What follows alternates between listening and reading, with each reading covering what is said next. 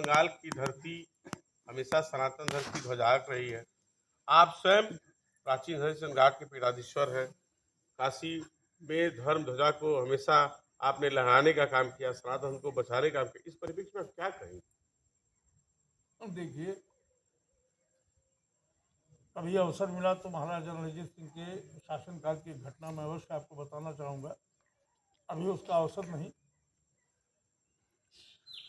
जिनकी भारत की धरती पर रहकर और भी पश्चिम बंगाल की धरती जो शक्ति की धरती मानी जाती है, जहाँ से शक्ति का क्षेत्र शुरू होता है, जो स्वामी रामकृष्ण परमहंस की धरती है, जो लोकनाथ ब्रह्मचारी जी की धरती है, जो रास बिहारी घोष और सुभाष चंद्र बोस जैसे क्रांतिकारियों की धरती है, जो चैतन्य महाप्रभु जो भगवान के अवतार माने जाते हैं उनकी धरती है, जहाँ से उठी धर्म ध्वजा जिस कान के रूप में पूरे विश्व को अपने आगोश में लिए हुए है, उनकी धरती स्वामी प्रभुपाद की धरती है। वहाँ ऐसी नीचतापूर्ण बात करने का अगर कोई मंतव्य है तो निश्चित रूप से वो बंगाल की धरती की उपज नहीं हो सकता।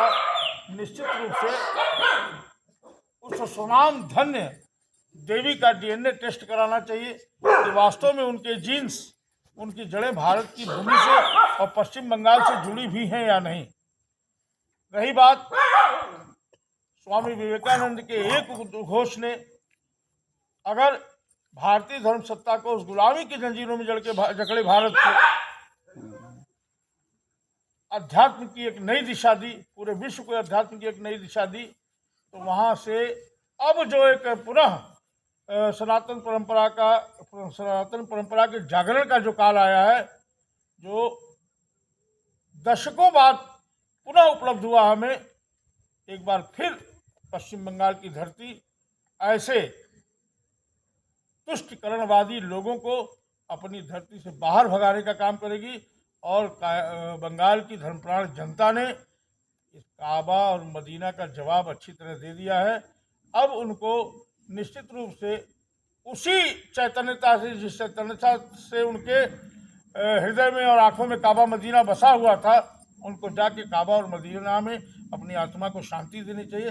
भारत भूमि में वास्तव में उनकी कोई जगह नहीं। हमको यही